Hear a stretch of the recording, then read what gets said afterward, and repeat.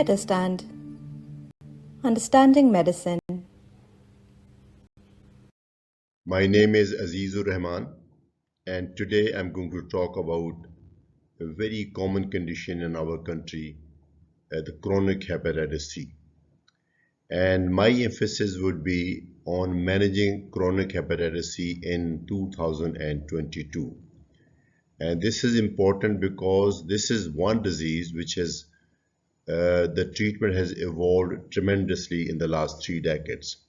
So although many agents may be available elsewhere, but I will be focusing only on those which are available in our country.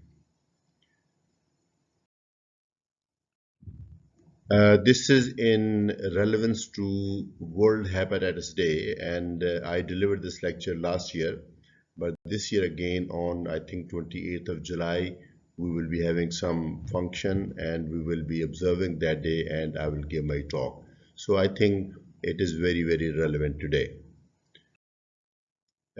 Just the outline of my presentation, it consists of 3 parts.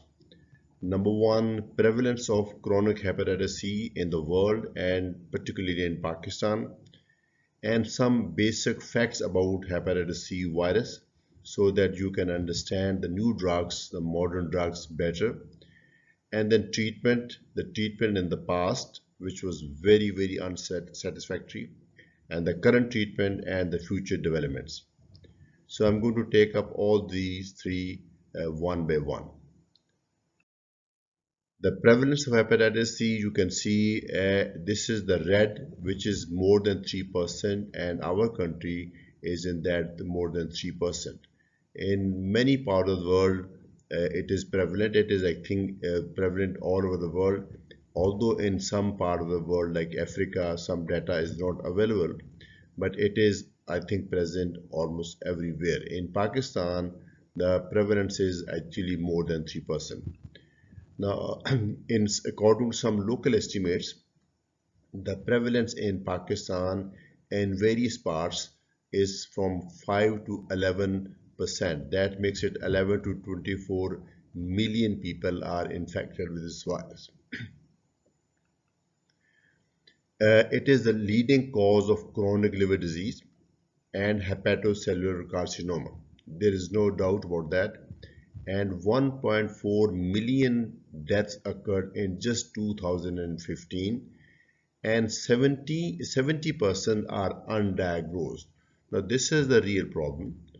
Although now we have effective treatment, but 70% may have no symptoms, or they have very subtle symptoms, or they do not have access to our healthcare system, so they still are suffering and undiagnosed and untreated. So any survey, actually, when we go to the people, when we go to the population, we find out that actual prevalence is much higher than we see in our clinics. Now this is the district-wise distribution. Some districts there are more prevalence, and others it is less. There are various types we have in our country, in Pakistan, and I believe in some other neighboring countries. The most prevalent type is 3A and 3B. Although we see occasionally we see genotype 1 also, genotype 4 also occasionally, but mostly it is the genotype 3. Actually, we have now stopped doing genotypes in most cases because the current treatment is not genotype dependent. So we do not really know what is the prevalence, but when we used to do genotypes and about 3, 4, 5 years ago, and we knew that genotype 3 is the most prevalent, and at that time genotype 3 was relatively easily treatable, whereas genotype 1, which was luckily less common in our country, that was considered the most easily treatable relatively. So but nowadays the picture has changed. Now this is the mode of transmission. Like any other virus, it is mostly parenteral, and this is injection drug use. There may be people who inject drugs, but in our country, very unfortunately, many healthcare professionals many quacks, they reuse syringes. That is considered to be perhaps the commonest cause of transmission of infection. Or it may be sexual. If one partner is infected, the other partner is also at risk, particularly if it is the male partner is affected, then female partner is very likely to be infected, because in this sexual relationship there is actually a man literally invades a woman's body, and there is transmission of semen along with virus. If woman is infected, even then man can be affected, but the chances would be less. Then transfusion, these days there is a law that every donor has to go through the screening. But previously, when we did not have screening for hepatitis C, and sometime back in hepatitis B, one of the causes of transmission was transfusion. And even in our country, I believe there are certain areas where still unscreened blood is transfused. Then other hemodialysis, healthcare worker, and perinatal. And there may be parental transmission, the vertical transmission from mother to the infant, the fetus, if the mother is infected. Then in good 10%, I believe in more than 10% cases, we cannot actually pinpoint the cause.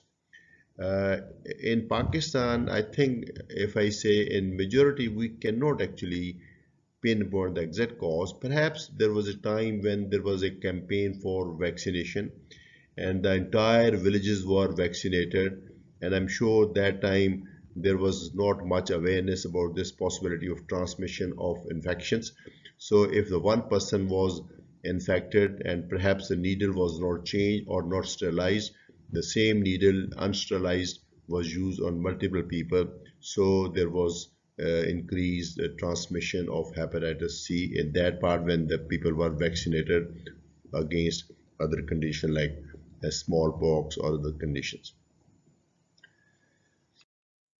Now, the basic facts about chronic hepatitis C. I think this is the history. I haven't seen any other disease where there has been so much development in just 3 or 4 decades.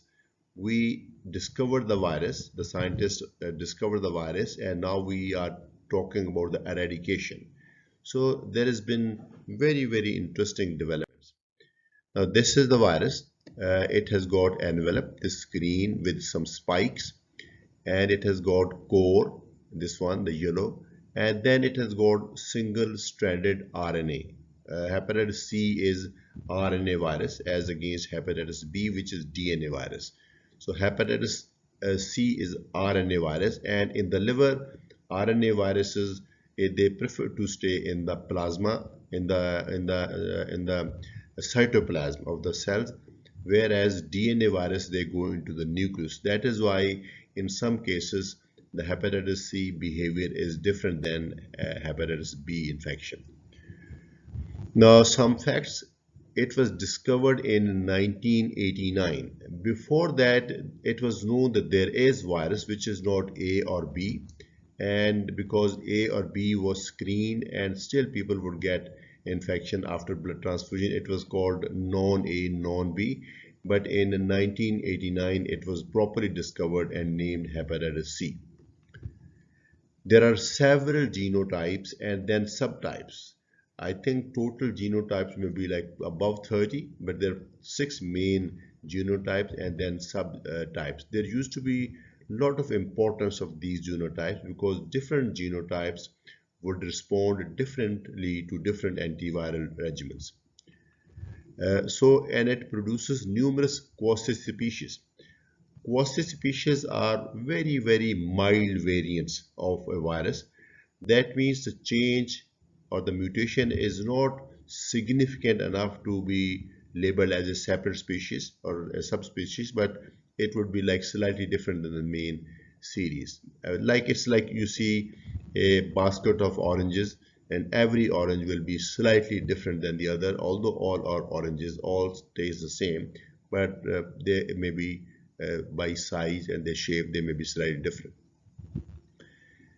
Parental transmission is the main way of transmission, but there is at least some theoretical possibility that it could be orally transmitted also, because when we take food orally and if that food is infected, food is chewed in the mouth, so there is in that process maybe virus is absorbed. If somebody has some some ulcer, some wound in the mouth or the throat or the upper part of the GIT, maybe it is absorbed. People are on high doses of PPIs. There may be literally a state of achlorhydria. There is a theoretical possibility that some cases there may be orally transmitted also, but by and large it is parental transmission.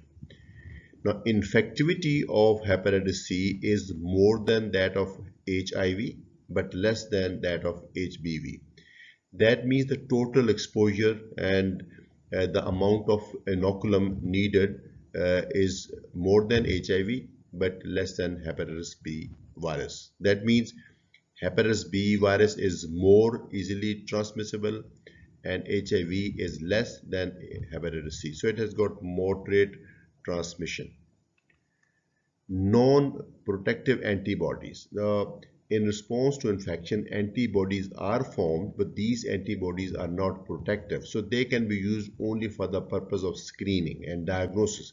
They do not protect. Unlike in hepatitis B, if you have antibodies against hepatitis surface antigen, you are protected. But here antibodies may be present, but they are not protective. Now it grows fast, it dies fast and mutates fast. So this is also the behavior of this virus.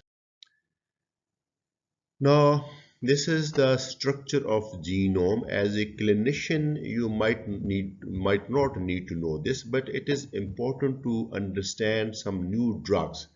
I would not go into the details because that would take us beyond the scope of internal medicine.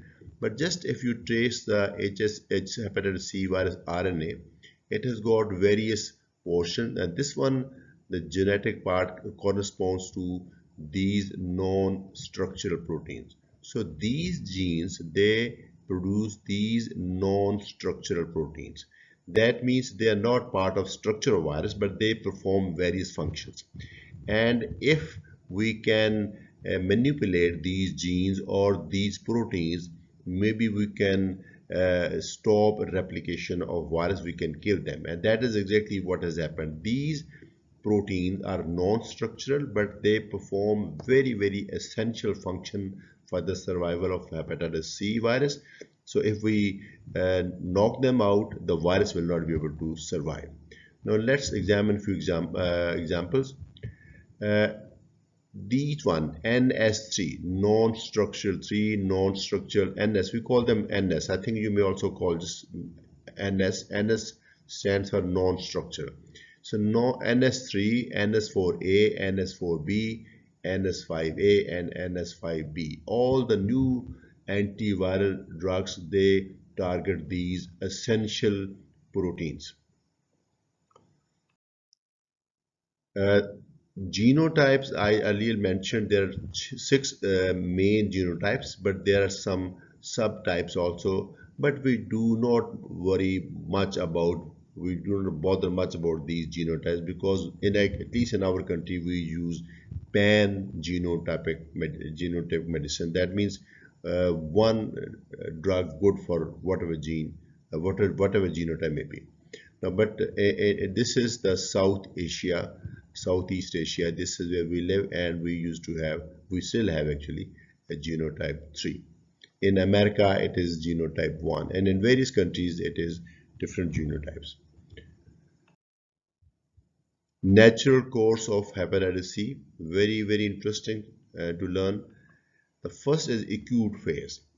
Mostly when your body is infected with hepatitis C, mostly there are no symptoms, or the symptom may be so subtle that it is not recognized as a specific viral illness.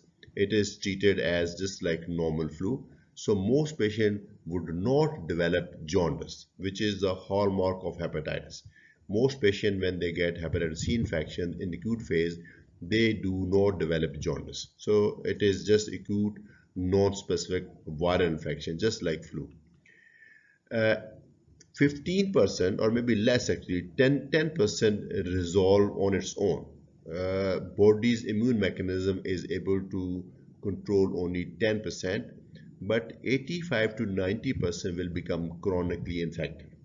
They will have virus for long term, for life, because the only chance of recovery is in the initial part, but if virus persists, it will most probably persist for life. Now, out of this 85%, majority, 80% will remain patients of chronic hepatitis C. They may have symptoms of low-grade fever, malaise, and fatigue, but they do not die of cirrhosis or hepatocellular carcinoma. They die of unrelated causes. 80%, because the disease is actually very, very slow. Probably if they live longer, then they would probably develop cirrhosis also, but mostly they do not. But in 20 years, approximately 20-25 years, some 20% patient with chronic hepatitis C will develop cirrhosis. It is very difficult to predict which 20%. So when we treat these patients, anybody who is infected with hepatitis C, we consider every person to be a potential case to develop CLD.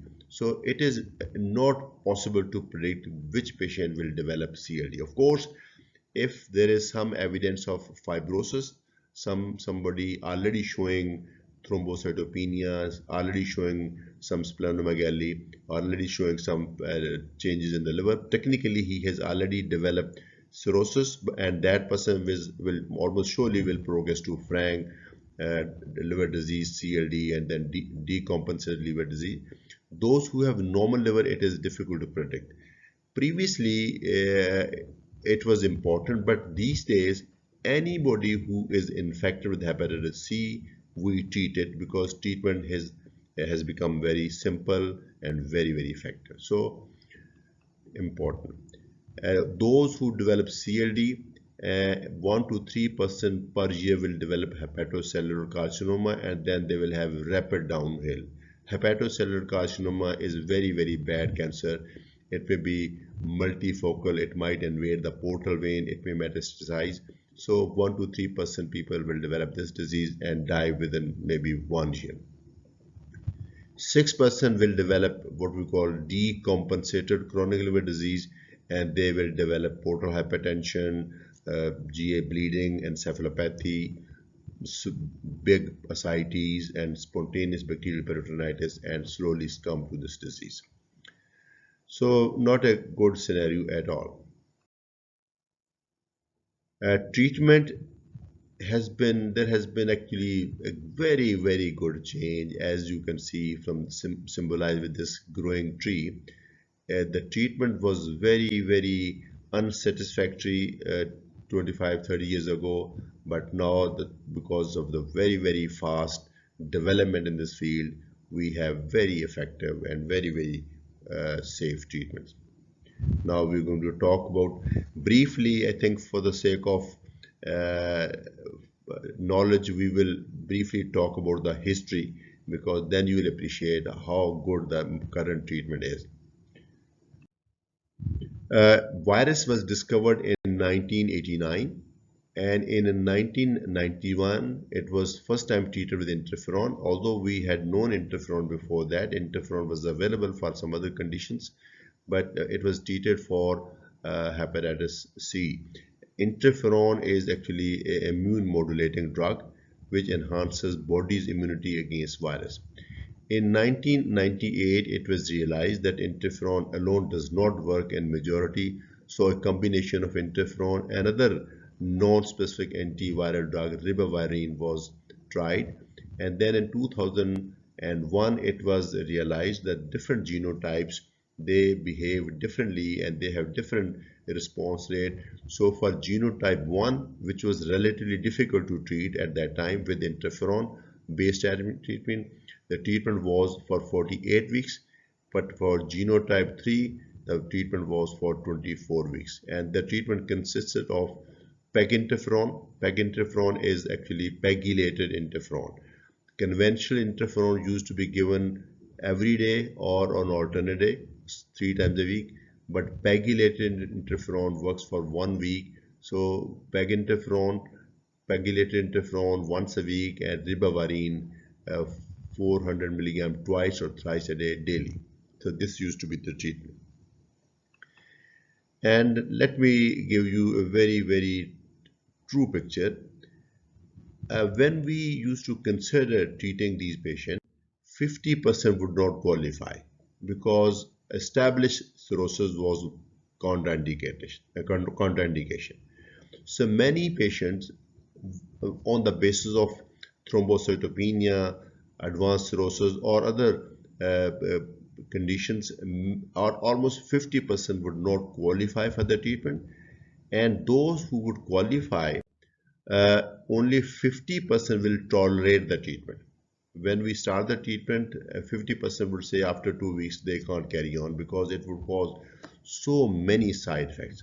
Only 25% would complete the treatment, and out of those, only another 50%, the 12.5% will respond, or it will have sustained response. Those who would respond, 25% would respond, and then half of them will relapse. So the overall 12.5% would actually benefit.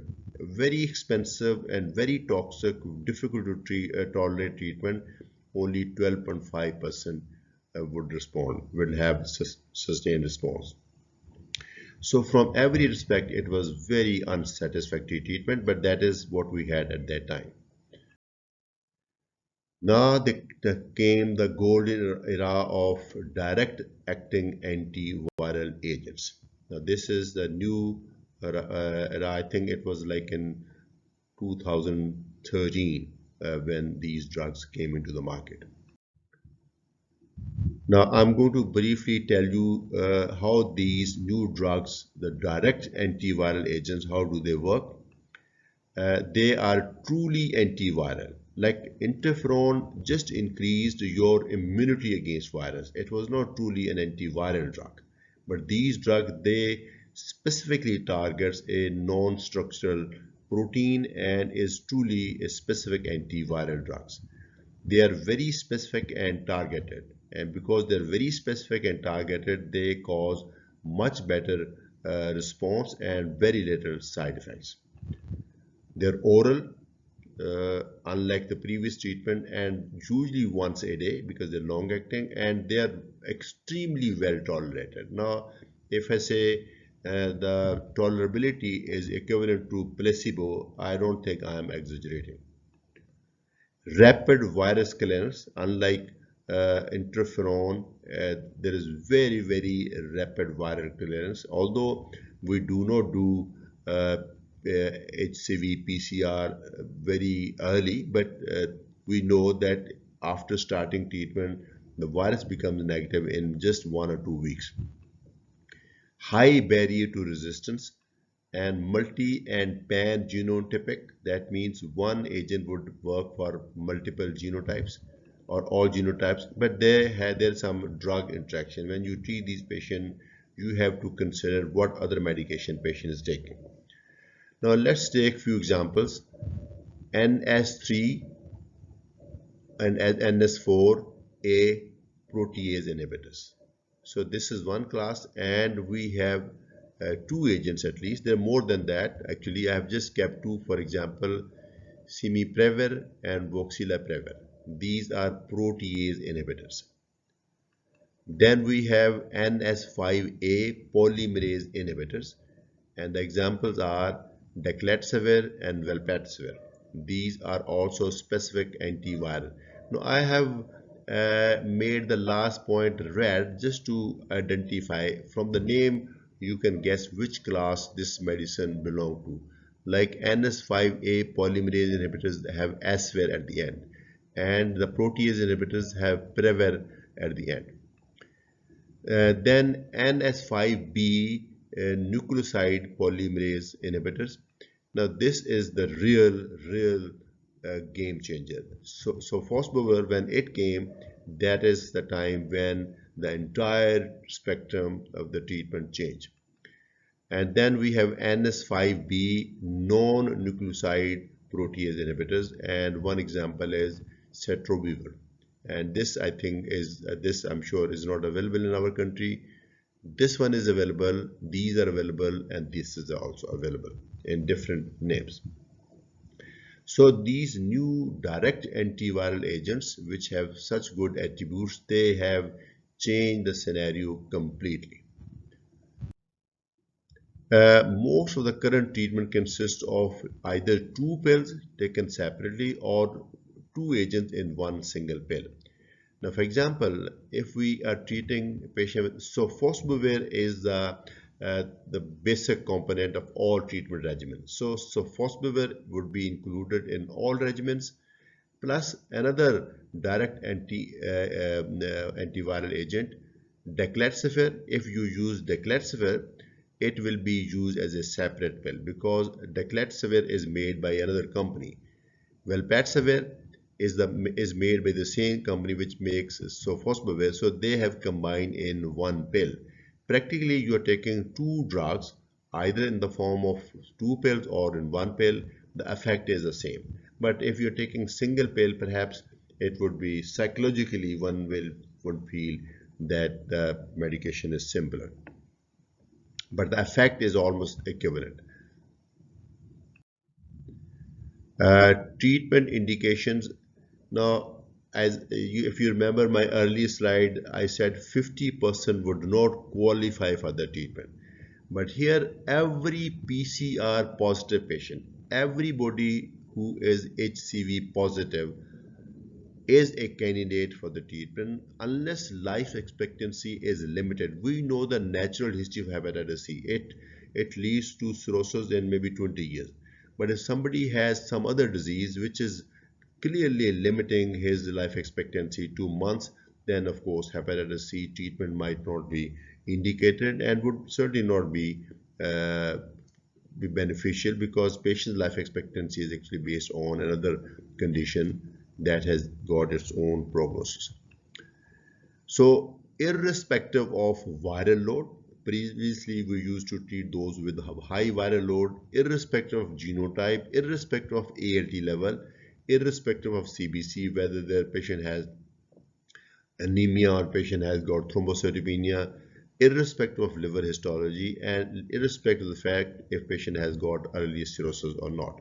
So all patients who are hepatitis C positive, antibody positive, HCV RNA positive, they should be treated unless unfortunately some patients they cannot afford.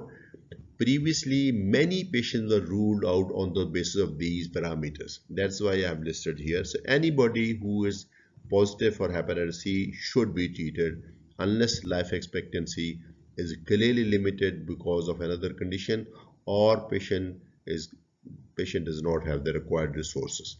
I think in that case, state should create the resources because everybody deserves to be treated.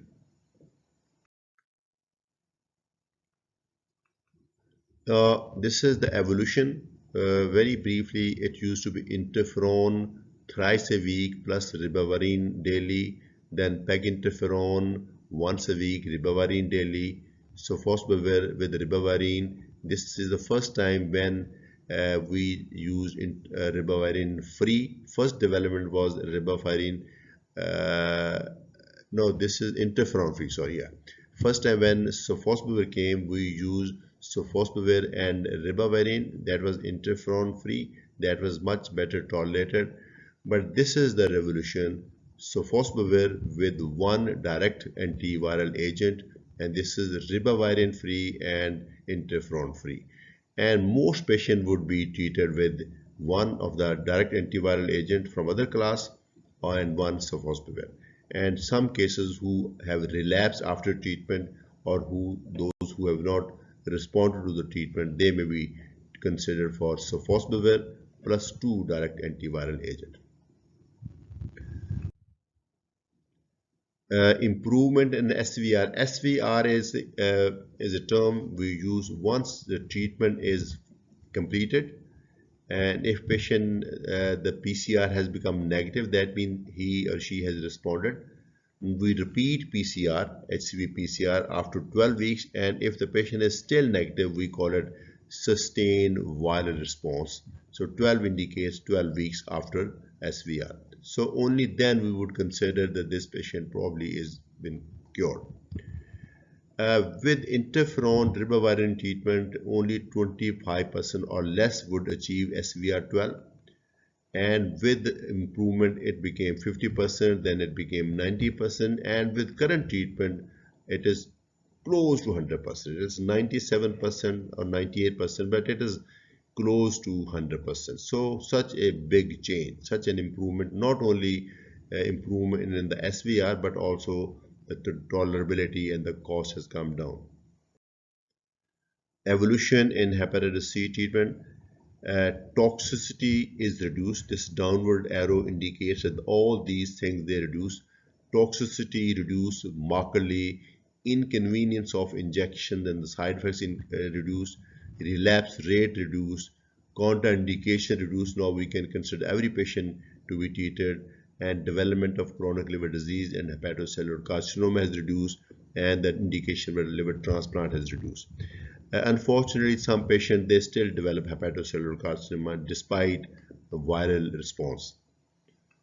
Now, these things have increased with modern treatment. Sustained viral response has increased. That is actually a good thing. Now it is close to 100%. Convenience of medication. You can just treat the patient. Anybody living in remote area, all that patient has to do is to take one pill a day. Indications have increased to almost 100%, and cost has increased. But we are lucky that there is some arrangement that cost has become affordable. In the original medicine in the developed world, they're very, very expensive. But I'll show you how these medicines have become affordable in our country. So these are the current treatment guidelines. We have American Association for the Study of Liver Diseases. We have European Association for the Study of Liver Diseases. We have Asia Pacific Association for the Study of Liver Diseases, and we have WHO recommendation. But all of them, they, I think, do make the same recommendation, and I'm going to follow one which are most suitable given by WHO. Currently recommended regimens. Genotype specific regimens. If you know genotype, maybe you can use genotype specific agents. They become more targeted but little expensive. But luckily we have pan-genotypic. That means one antiviral regimen will work for whatever genotype. This is definitely convenient and less expensive because we don't have to go for the genotypes testing. And so it is convenient and it is less expensive. In our country, I think the standard approach is to use pan genotype. Selecting treatment regimens. Previously, we used to consider HCV RNA PCR quantitative, which means viral load and the history of previous treatment that may be of consideration still now, and whether or not patient has got cirrhosis. So these are the three things which are considered. Qualitative would certainly matter because we have to tell the patient is actually infected. So qualitative must be positive. Whether or not patient has received treatment and whether or not patient has developed cirrhosis, this might actually change the regimen slightly, but all are treated. Now, first regimen is any genotype and any viral load. We don't actually care which genotype and what viral load. So whatever genotype, whatever viral load, and you can expect sustained viral response about 95 to 98% with this regimen. And this regimen consists of sofosbuvir 400 mg and declatsivir 60 mg, both medicines given as separate pills. So just two pills and only for 12 weeks. This is patients who are treatment naive and those who have not developed cirrhosis. So just new cases who are infected with hepatitis C, but they have not yet developed cirrhosis. They have not taken treatment in the past. Just simple sofosbuvir and declatsivir, one pill each for 12 weeks. Or we could give sofosbuvir 400 mg and velpatasvir 100 mg, two agents but in one pill, because I told you these two salts are made with the same company, they have put in the one pill. So this would have the advantage of one pill. Otherwise, it is almost the same, and both are to be taken for 12 weeks. If somebody is treatment naive but has got established cirrhosis. Now, cirrhosis is something which develops and progresses over time. Somebody with very early changes is also technically cirrhotic. Somebody with moderate splenomegaly and ascites is also cirrhotic. Somebody who has very advanced disease, that is also a patient with cirrhosis. So for majority, especially those who do not have decompensation, any genotype, any viral load, you can expect sustained viral response to 95 to 98%. So you would use the same two agents, sofosbuvir and declarativir, or sofosbuvir and velpatasvir, as like in the previous slide, but this time you will extend the treatment to 24 weeks. Just to be on the safer side, you extend the treatment to 24 weeks. Very well tolerated, but instead of 12 weeks, a patient has got cirrhosis, we extend the treatment to 24 weeks. And if patient has got, the other option is, we can still give a 12 weeks treatment, but we add ribavirin. And ribavirin, weight based, either 1200 milligram or 800 milligram. It is given actually 400 milligram twice a day, or 600 milligram twice a day, or 400 milligram 3 times a day. That triple regimen for 12 weeks. This one is better tolerated and more expensive. This is less better tolerated but much less expensive. So depending upon the situation, you could use either of the two regimens. But sustained viral response is 95 to 98%, even if somebody has developed cirrhosis. Now, of course, if somebody has developed cirrhosis, that patient will continue to have some clinical problem because he's developed cirrhosis, but at least we can stop further progression of disease. We can prevent development of advanced disease and hepatocellular carcinoma, hopefully. Now, another treatment regimen, those who have previously received treatment, they're not treatment naive, treatment experienced, but non-cirrhotic. They have not yet developed cirrhosis, and it depends upon the fact what treatment they actually received previously. They were treated with interferon and ribavirin based therapy, or they were treated with direct antiviral agent. Now, if this is the case, we consider as if they were never treated, and they can be treated just like a new case. Ribavirin, with no ribavirin, so we can use two drugs, sofosbuvir and one additional direct antiviral agent for 12 weeks. But if those patients were treated with the direct antiviral agents in the past and has relapsed, then we use triple therapy. This is sofosbuvir and velpatasvir, but in this case we add another protease inhibitor, voxilaprevir, 100 milligrams. All three are made by one company, Gilead. So all three combined in one pill. It is available with the name of Vasevi. So one pill each day for 12 weeks, and sustained viral response is more than 90%. 90% of those who did not respond earlier. So currently available in Pakistan under some special arrangements, as generics are not available yet. Now, we are very very concerned about SVR12. Is it a cure? Almost yes. If you achieve SVR12 with newer treatment regimen, it is almost like curing. I'll show you the figures. Now, those patients who have achieved, those patients who are treated, we can achieve in SVR12 in 98%, and those 98% will still be SVR24. That means after 24 weeks they will still be negative, 99% of them, and then 99% of them will still be negative after 10 years.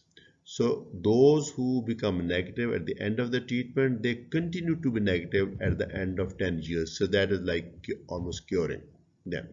So that is why SVR is so important. What is the advantages of achieving SVR? Number one, you can prevent cirrhosis, and hopefully you can also at least minimize the development of hepatocellular carcinoma. Very, very big advantage. And removal of stigma, because living with this hepatitis C is also a stigma.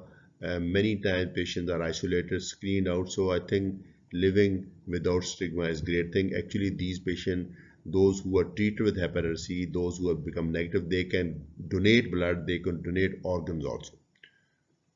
And then prevention of further spread. So if you are infected, then you are likely to spread it further. So if we remove the we reduce number of infected people, further spread will also be reduced. And then hopefully, although we don't promise with the patient, but we hope that whenever virus becomes negative, some fibrosis, at least some, will regress. Of course, frank cirrhosis will not reverse, but some fibrosis will be reversible with time. Now, talking about the cost, total cost of treatment in the USA and Pakistan. There's a medicine called Epclusa in USA, and the treatment is 74,760 US dollars, which is equivalent to more than 10 million Pak rupees. You can well understand that only very few people would be able to afford. But because of some special arrangement, it came down to only 30,000 K, and because now the generics are also in the market, the treatment cost is less than 15,000 Pak rupee. And the 12 weeks treatment, including tests, is like 15,000 rupees, which is very, very cost effective. So it is actually great medication, very, very cheap medication, but effective in almost 98 to 100% of the case. So summary of my presentation: number one, chronic hepatitis C is very prevalent. Hopefully it will become, the incidence will come down. It is already, we are already seeing in our practices that hepatitis C is becoming less and less common, but Pakistan has the second highest rate. Treatment of chronic hepatitis C has evolved tremendously. The virus was discovered in 1989, but now it is curable, and we are actually talking about the eradication. Current treatment consists of just two direct antiviral agents. One of them is sofosbuvir, another one may be decletsivir or some other agent, as I mentioned, velpatasvir, in one pill, usually for 12 weeks. And it offers 90 to 100% SVR, and it is very cost effective. For very little money, we can save one's liver, and liver transplant might cost like lot of money. So it is very, very good investment. It may be the beginning of the end of chronic hepatitis C. Very encouraging statement, but we must find missing millions and treat them, because unless we find them and treat them, they will continue to be the source of further infections. So a mass screening campaign needs to be run, and those who are infected with hepatitis C, whether or not they're symptomatic, they should be treated to reduce the source, to reduce the burden of the disease. Good quality generics are a very attractive option. Now we are very lucky to have some very good generics which are much less costly than the multinational brands, but they're equally effective. So I think they should be used. I would definitely use them as preferred treatment, because that saves money. In some, only the generic treatment would be possible. So WHO aims to eradicate hepatitis C by year 2030. It looks like realistic, but not sure. In Pakistan, I don't think we will be able to eradicate, but we definitely need to do our bit, and we must find everyone, anybody around us, and find them and treat them. I think we need to do that so that we can reduce the disease burden. Hopefully, we will also be able to eradicate hepatitis from our country, and we really look forward to see our new Pakistan, hepatitis-free Pakistan. This has been Professor Aziz-ur-Rehman from Medurstand. I really look forward to see you in my next lecture, which will be on hepatitis B. Thank you.